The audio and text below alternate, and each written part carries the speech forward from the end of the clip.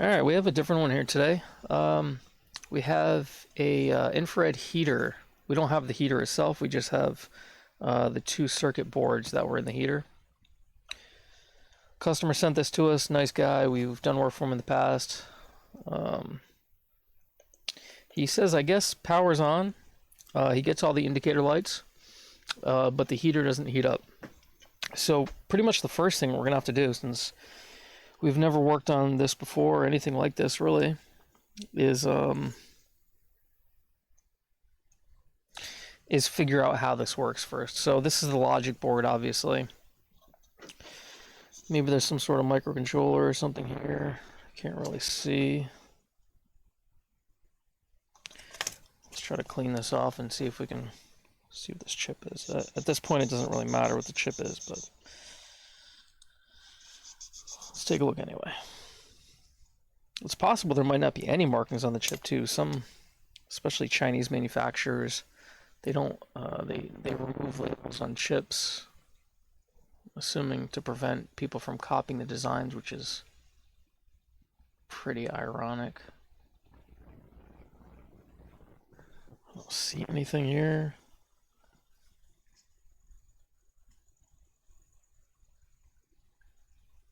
Nothing. The chip is not labeled. Okay, so that's fine.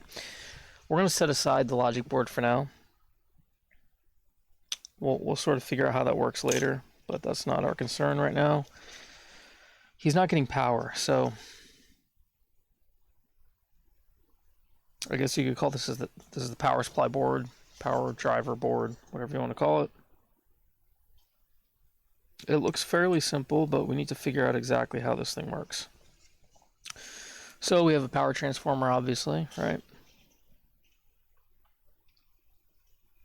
And it was very common with these. I mean, with any power transformer, really, any heavy component.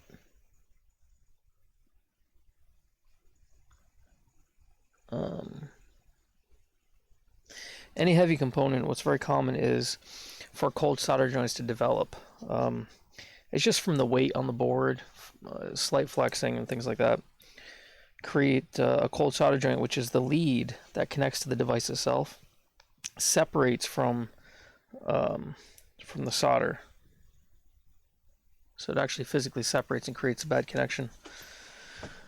I was looking at this under the microscope before I started the video, and it looked like that's possible. A couple of these connections here look like they could be bad connections, but if we go back to the customer complaint, he said lights up but no heat.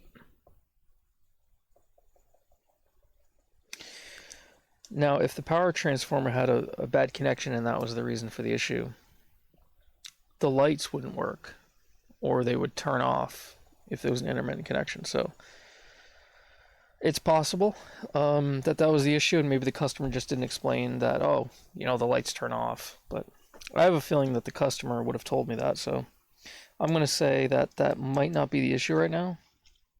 We'll get back to it. So how are we going to test this? First of all, we want to kind of figure out how this thing works. It's sort of like my mental process when I get anything in, really. Now, what's cool is this board is labeled, which makes it super easy. I mean, the labeling is awesome on this thing. Check this out. So there you go, AC in. I'm sorry, ACN, which probably means the neutral line, AC neutral line. ACL, AC line in or load maybe. That'd be our hot side. We have a protection fuse there. Again, if that was bad, it just wouldn't work at all. So most likely that's fine. And some more protection stuff here. So we have our AC input, right? This blade connector here, and this one, AC input. And we have heat 1, heat 2, and fan. So there must be 2 heaters, or maybe it's Maybe it's something like a coil. Well, it said infrared, didn't it? Yeah. Maybe it's something like a coil that's like center tapped or tapped somewhere. I'm not sure. I'm just just thinking out loud because we obviously don't have the device here, so something like that. In any case, I believe that heat 1 and heat 2 give you two different heat levels, maybe like a low and a high heat. Just guessing here. We have a couple large relays, two big relays, a smaller relay. Okay, and most likely these switch the heater. Maybe they supply 110 to the heater in the fan. Again, just guessing there. Seems like that'd be the case though. But how do these relays turn on? Usually relays don't go bad. I mean, unless it's like a car or something that gets a lot of weather to them. But normally relays aren't the first thing that goes. So something needs to be driving these relays. I doubt it's directly driven from the logic board, just based on how the board looks. Right? So most likely there'd be some sort of like a MOSFET or some sort of driver or something like that. And there's a chip there. So let's take a look at that chip. Let's see what it is. I'm just guessing that that chip probably drives these relays. But let's see. I need to get some better lights on my microscope here. ULN2001D. Give me a quick sec. Let me pull that up. Okay, so here is the data sheet. So 7 Darlington arrays. Well, that makes sense. So yeah, that's probably driving the relays. Let's see. So the left side of the chip looks like our inputs.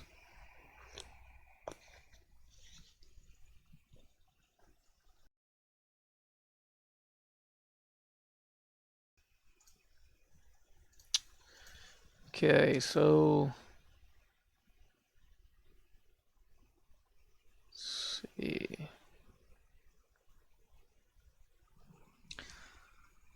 So we have 8-pin dip here, and this is shown 16-pin.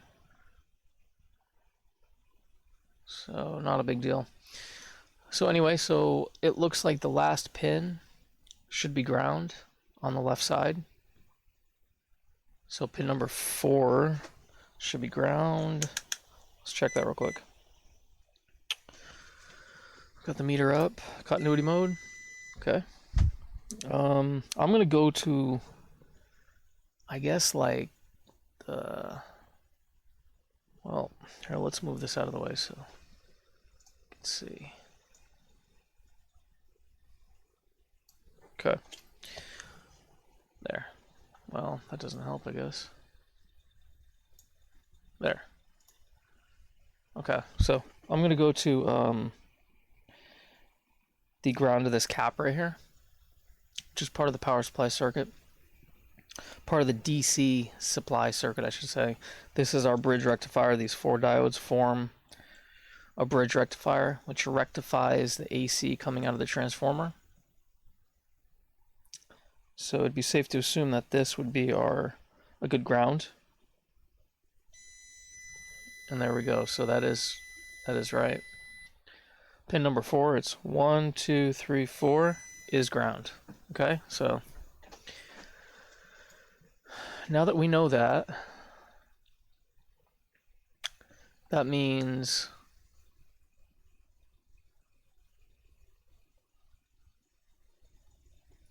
it looks like the last pin on the opposite side isn't used, so that would be pin 8. So we're going to say pin 8 probably isn't used. Let me see, maybe I'll make a mark. I'm just going to make a mark on the board right here that's saying I'm gonna write NC for, I mean, it might be connected to something, but I'm gonna write NC for no connection, just so I know, just so I remember that it's not used. I'll put ground there. So now I know. Can you see that there? So now I know there's no connection here, and this is our ground. So these three are inputs, 1, 2, 3 inputs, and 1, 2, 3 outputs. Okay? Great. So I don't think we need the data sheet anymore. Let's make that go away. All right, let's get it back one more time.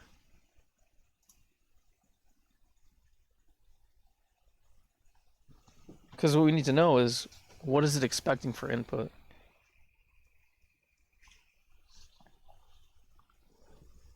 Because what I'd like to do for testing is bypass the logic board and just feed whatever signal we need into this chip to see if it does turn on them relays. If that's where it's connected, we're going to check that in a second. So let's look at the data sheet here. Okay, here's a schematic of the chip. Input voltage, so 30 volt max. Okay. Let's see.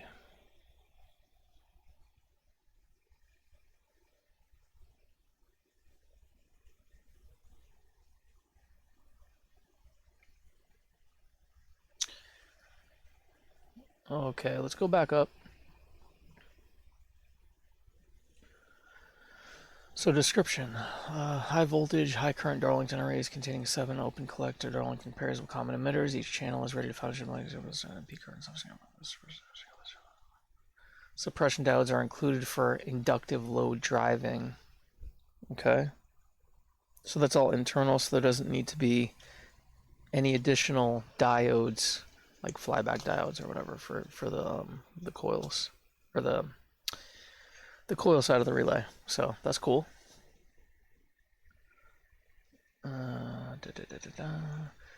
The 4 versions interface to all common logic families. Cool. Nice. TTL. Huh. Okay.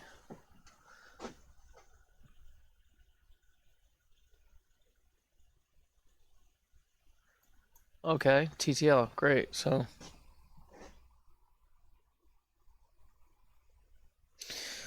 let's see what kind of voltages we're talking about here. Okay, let me get rid of the data sheet now. Okay, so we have a connector here from the logic board, right? It looks like this connector obviously plugs into that board with a cable that we don't have. So this connects to this. And I assume that this board probably wants 5 volts. The logic board, I'm assuming, probably should be powered by 5 volts. Okay, so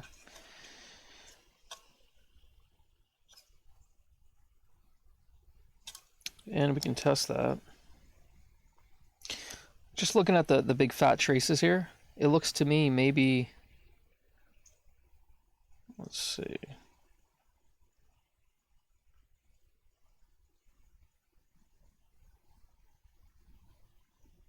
Let's see where, I'm trying to find a ground on the board is what I'm trying to do.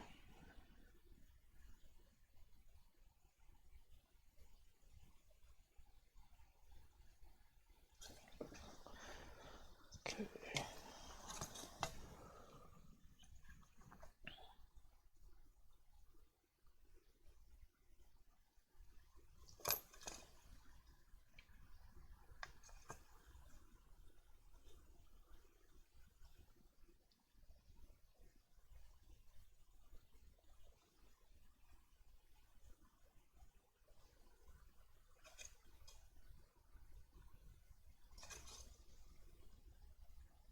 Okay. So let's do this. We're in continuity mode still. Okay. Let's go to Let's go to the ground side of any one of these electrolytic caps. Let's do this one. Make sure the grounds are tied. Yep. So the ground side of this cap, there's continuity between the grounds of both those caps. So it's safe to assume that both of these are tied to like logic board ground. Okay. So I'm going to use that, and let's keep one connected to the cap, and I'm going to go through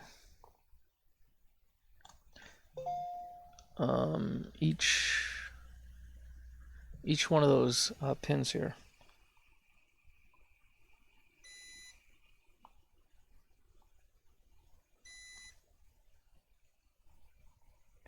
One, two, three. Okay, so it looks to me that, which I thought ground would maybe be the last pin on this side or the last pin on that side, but it looks to me like ground is the second pin in.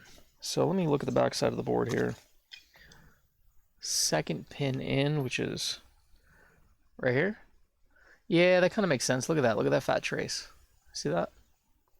It's connected to that middle pin. Yeah, so definitely makes sense. Okay. So now we know what pin our ground is. Let's make a mark there.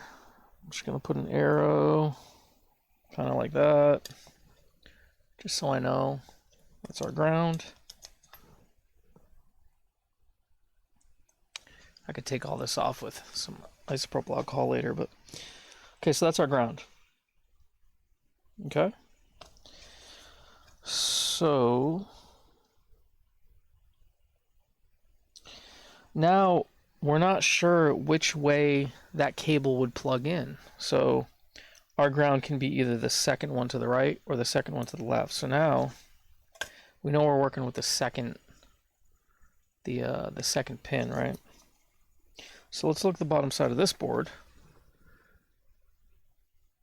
and try to figure that out, where that ground pin is. Well, 1, 2. That's a fairly thin trace. Look at that. And it's just going right there. It's going to one place. It doesn't really make much sense why that'd be ground. But look at this trace. First pin, second pin. Look at that. Look at that fat trace. Big, huge trace. Going all the way to here. It's connecting to several components. It's going all the way here, connecting to more. Comes up here, connects up here. Big ground plane there. Well, not big, but pretty large ground plane. So definitely this pin has to be ground. Okay. So let's mark that. So we're going to say that pin is ground. And again, we can verify that. Continuity mode. Let's go to the negative side of this cap right here. Let me get under the microscope if I can. Oh, where am I? Okay. All right. You see that? First pin, nothing. Right? Hey, look at that. Ground. Third, nothing. Fourth, fifth. Okay, so nothing. Perfect. So it is that pin. Instead of looking and analyzing the traces and all this, we could have taken a shortcut and just check continuity on those pins. Literally just put the probe on one side of the cap and found it that way. But just wanted to show how you can look at traces and sort of figure out what's what.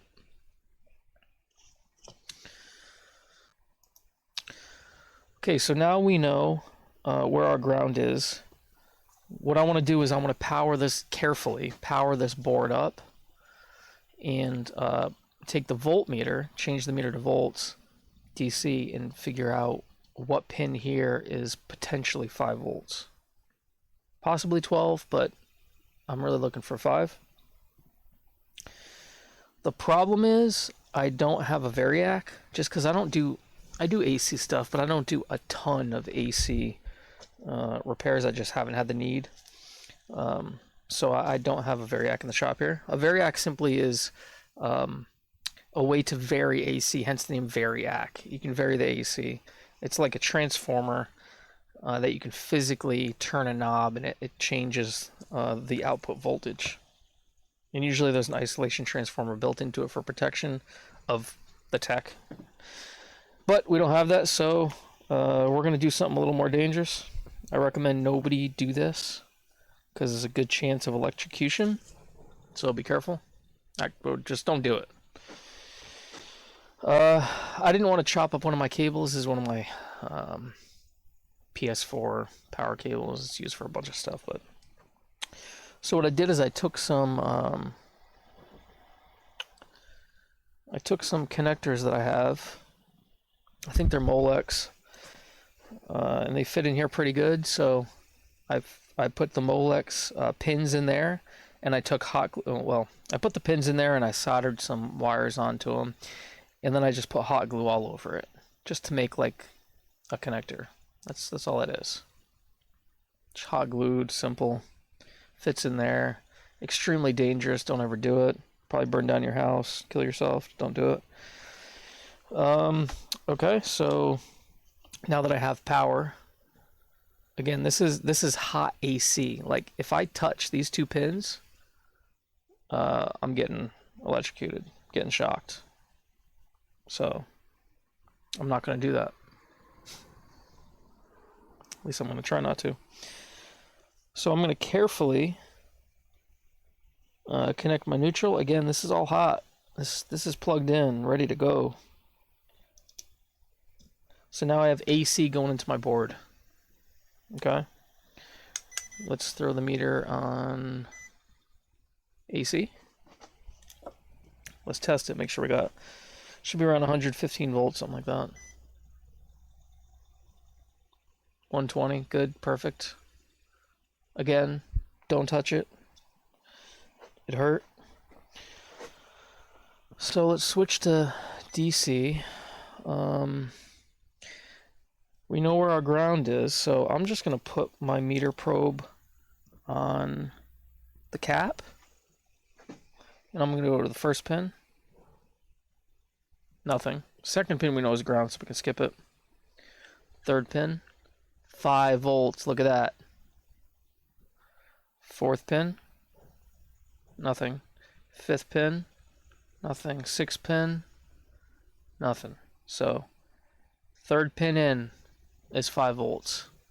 Awesome.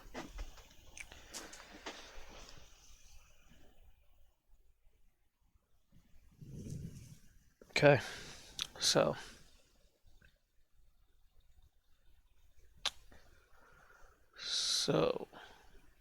what I'm thinking is that third pin in supplies 5 volts to the logic board, right?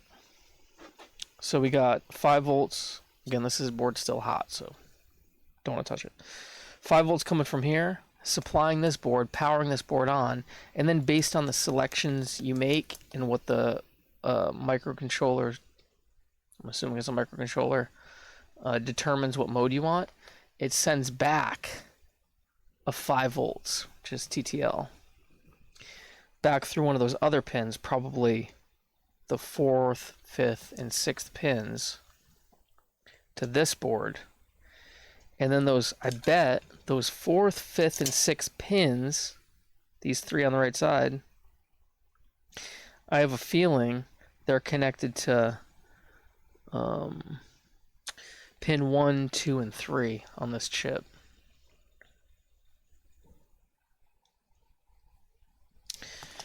Let's kill the power to the board. I want to test that. See if I'm right. Okay. Let's do it. So, where are we here? 4th, 5th, and 6th pins, I think I said. Oops. Yeah. Let's go back to continuity mode. Okay. Let's try the first pin. Okay. First pin. And let's go to the first pin on the chip. Hey! Look at that. Sweet. Let's go to the second pin. Nothing. Third pin. Nothing. We don't even have to test the other ones because we know over here these are outputs.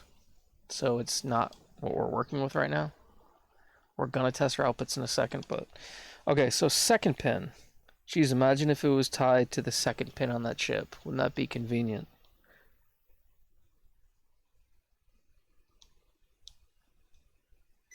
but it's not. Why have convenience? So the second pin on the connector is tied to pin number 3 on the chip. So I would bet any amount of money that pin 3 of that connector is tied to pin 2 of the chip. Look at that. It is. So that's it. I guarantee that's how it works. We got 5 volts coming off the power supply board going to the logic board, right? The logic board does logic and sends a 5-volt signal to one of those 3 pins, or several pins, because I'm assuming you probably want your fan on while maybe your heater's on.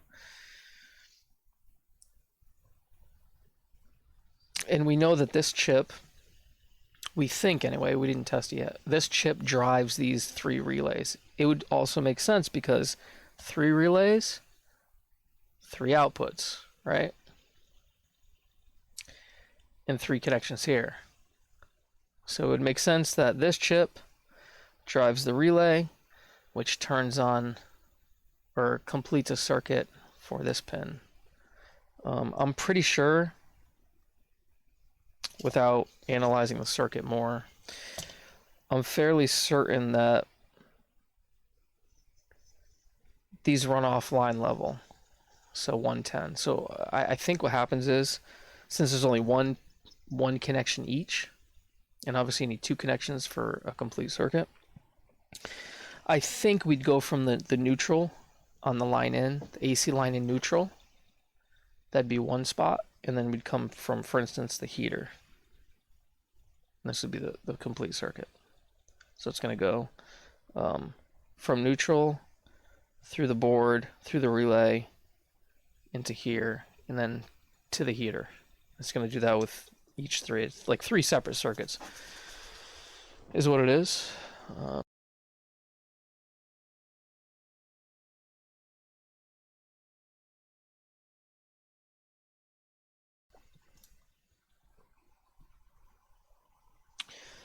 So let's really quickly, I don't even know if we have to do this, but just for the sake of education, I guess, let's check the output side of that driver.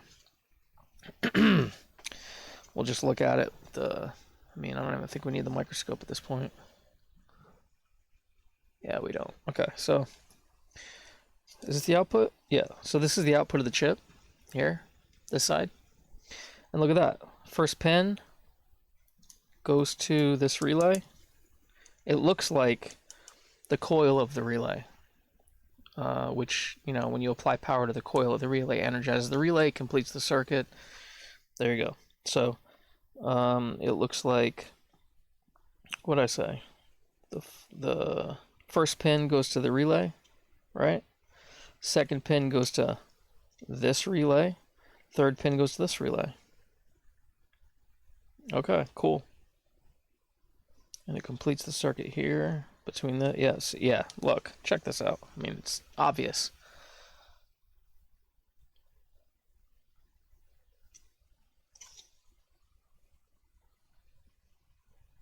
So they're switching the load. That's what they're doing. See? It's coming up here. And they're running that in parallel. So this load, the L, whatever it stands for, load, I guess, line, whatever, is running parallel between all the contacts of these relays. And then what they're doing is they're switching the device side, so the heater or fan side. Okay. Yeah, so when we test this with a meter, we're going to want to come off the neutral side and then put our probe on the outputs here. 1, 2, 3. Okay, before we plug in the power again, well, we could use our power supply and inject 5 volts, but why not just, let's plug in the power. Let's take a wire. Let's go to our 3rd pin, which is our 5-volt pin, I think I said. Yeah, because second's ground, so let's go to our 3rd pin. And now we have a little 5-volt probe. So now we can probe the chip on the input pins. Okay, so the first 3 pins are inputs. So we can take the place of the logic board. We're going to simulate the logic board right now. So let's plug this in without killing ourselves. Okay, we're plugged in. Let's switch to AC volts. Okay, is it on? Yeah, it's on the meter. Let's plug one end of the probe. Again, we're trying to be careful here. One end of the probe in here. And let's go to the fan, okay, which is the extreme right pin. Find a way to jam this in here would be convenient. All right.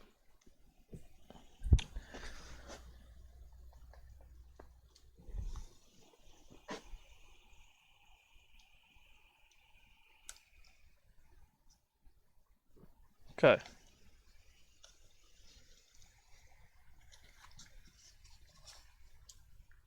Okay, so right now, what are we looking at? 2 volts, whatever. We want about 119, right? About 120. So let's listen close.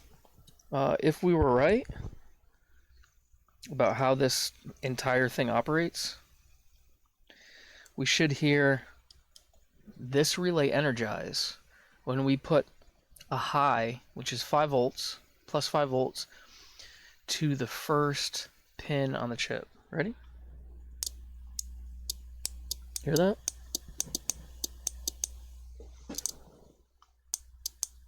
Awesome. And what? Look at that, 120.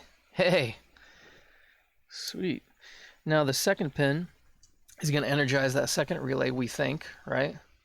But we should not see 120 on the output because we're not connected to that heater output. Ready? 1, 2. Awesome. Last pin should kick this relay on. 1, 2. Excellent. Perfect. Let's try it again. So again, this should be pin number 2. And look at that. Awesome. This should be last pin, pin number 3. Nice. Nice. So now we know how the board works. In fact, it seems like it's operating correctly.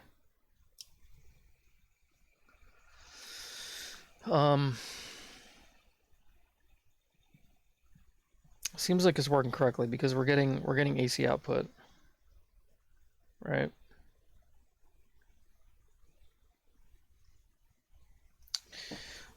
I wonder if there's a bad connection on the transformer. I guess we could test that, right?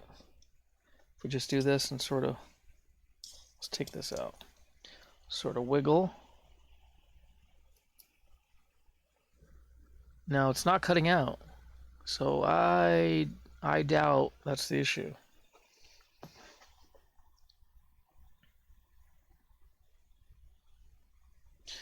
You know what I'm gonna do? I'm gonna make a load.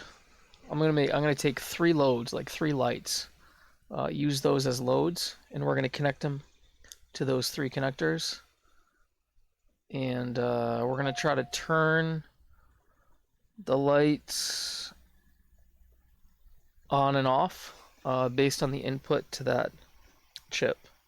But so far, I mean, the power supply board looks fine. I mean, it seems like it's operating correctly. Okay, so we just made this. We just picked up some light bulbs at the local store. We didn't have any here. So let's see. So we have the neutrals of all the bulbs connected together right here, and we're going to take a clip lead. We're going to go from the neutrals of the lights carefully. We're going to go to the neutral here of the line in.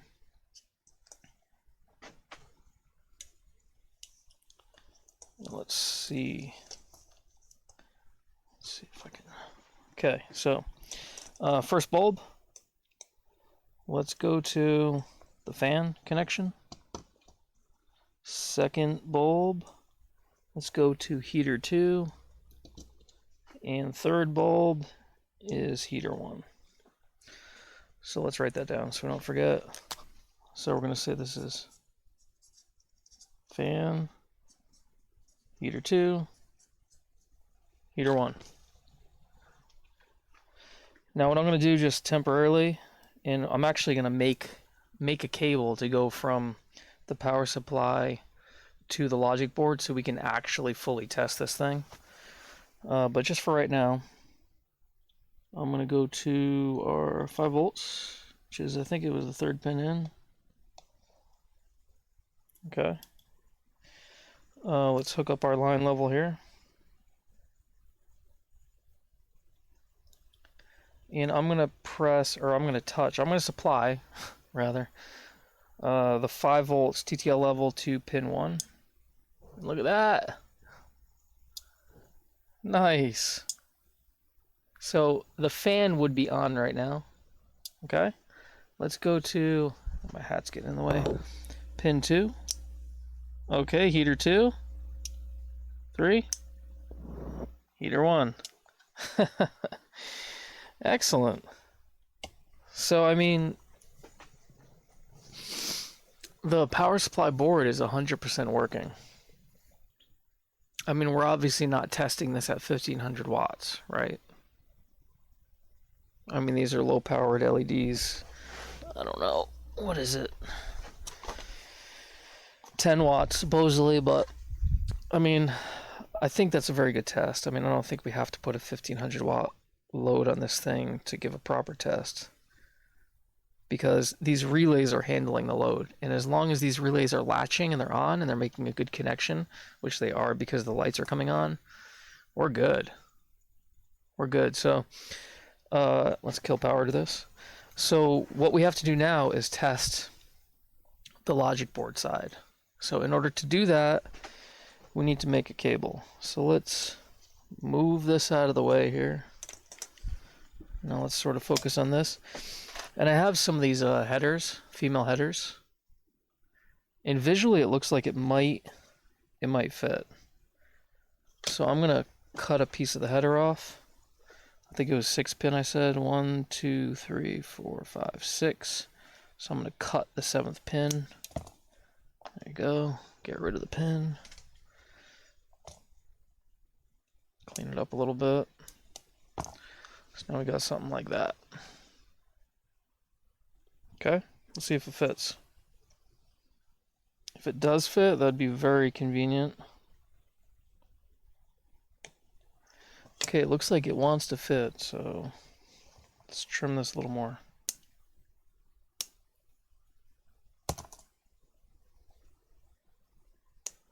Let's try that. Awesome. Look at that. Perfect. Let's just make sure there's a good connection there before we go any further. Throw the meter in continuity mode. Right. Yep. First pin. First pin. Nothing. Second. Ooh. Oh, it is. Okay. Meter wasn't connected very well to the solder pad. Yeah, so we're good. Awesome. And we're going to do the same thing on the power supply board. So we're going to make a second connector. So 1, 2, 3, 4, 5, 6. 7th, let's cut. Get rid of the pin. Let's clean this up.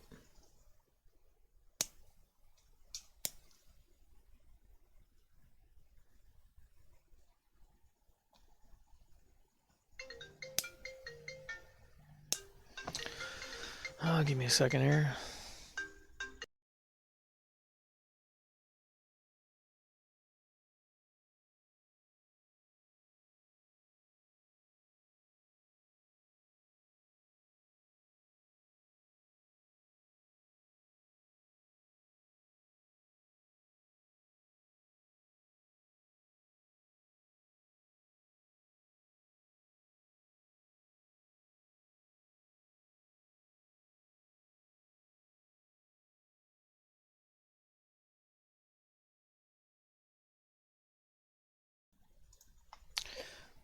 Okay, so let's check this.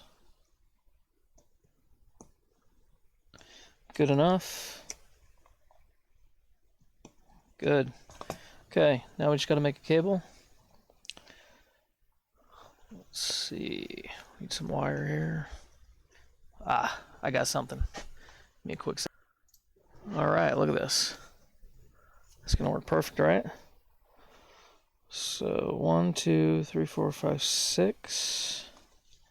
1, 2, 3, 6. Okay. Let's peel that off.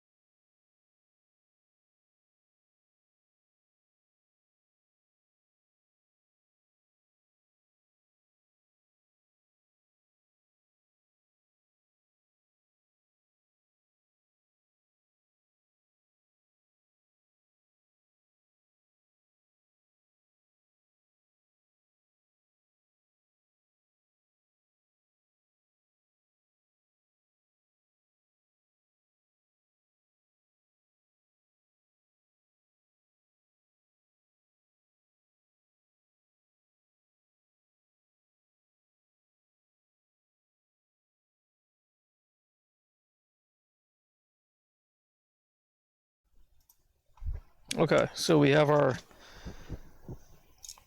cable made, just really quick and dirty. It's just for testing. So we got to make sure we're aligned properly, because obviously we don't have the stock cable, so we don't know what direction it's supposed to plug in, but we did measure, or I'm sorry, we did mark our grounds. So we do know where our grounds are. Oh, hat's in the way. So let's plug this in, and let's make our ground side where the red is. Our ground is obviously the second pin in, but it's on the left side. So again, here we marked our ground, so we know it goes in this direction here. And hopefully, if we did everything correctly, nothing will explode, our shop won't catch fire, it'll just turn on. So let's do it. Okay. It's giving some kind of error. I have no idea what that means.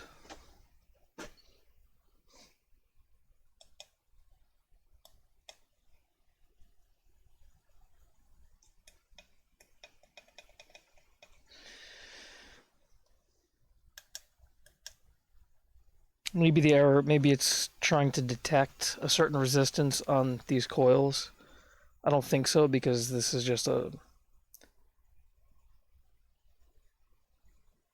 just a power supply board. There's no detection type circuit or anything in here. We do have this connector here on the board. I don't know what that's supposed to go to. Maybe it's like an over temp sensor or something like that, some sort of protection. I'm going to take a look at it and see. Let's see. So we did some Googling, and apparently it's not Lifesmart, it's Lifesmart, which kind of makes a lot more sense, right? And I guess this is the heater, I'm assuming. So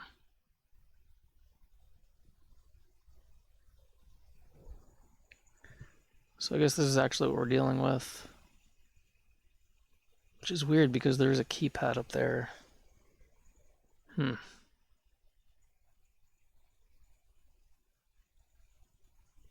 don't know. Maybe this isn't the exact one. But in any case, I did call the customer.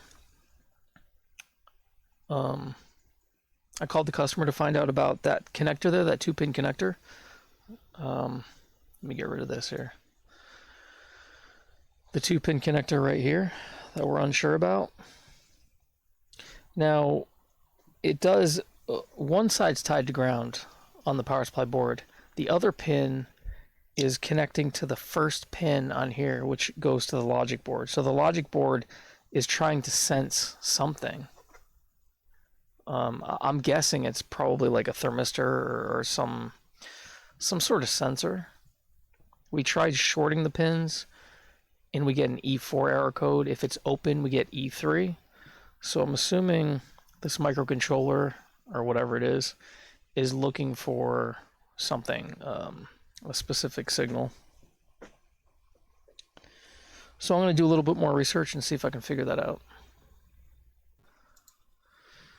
Okay, so we're kind of dead in the water here. I'm pretty sure that this connector right here is supposed to go to some sort of temperature sensor. Now we're trying to simulate the sensor by using different resistances, and we shorted it, you know. We have a small trim pot on here now, just varying the resistance. When we have something attached, whether it's shorted or a trim pot, we get error E4. If it's open, we get error E3. So I'm assuming E3 probably means overheating, like you know, a temperature sensor or some sort of device opened. So you'd think if we short at E4 instead of the E4, you think it would work properly, but it's not. I'm not sure what E4 means, so I think we're just gonna have to wait for the customer to get back to us and tell us what is connected here. Maybe they can, if it's a sensor, maybe they can send us the sensor. Otherwise, we're not going to be able to test the logic board. We already tested the power supply board, and that's working perfectly. We just can't test the logic board any further until we have that sensor. And we already spent a ton of time on this, mainly because, like I said, it's a good customer. We're kind of doing them a favor, sort of, by looking at this thing. But we're kind of stuck, so what I'm going to do is I'm going to put this all away until we hear back from the customer. And I might just go ahead and upload this video anyway. Maybe it'll help somebody else. Maybe not necessarily fix this particular heater, but just learning how to troubleshoot in general. The steps involved to doing any kind of repair, really. And hopefully figuring out and explaining how this power supply board works. Maybe it helps somebody else fix one of these Lifesmart heaters in the future, I guess. In any case, if you guys have anything you need repaired, whether it's fish finders, heaters, anything electronic, you can go to rudolphrepairs.com. That's www.rudolphrepairs.com. You can email us, rudolphrepairs@gmail.com. You can give us a call if you'd like, 1-800-517-9101. And I'll talk to you guys later.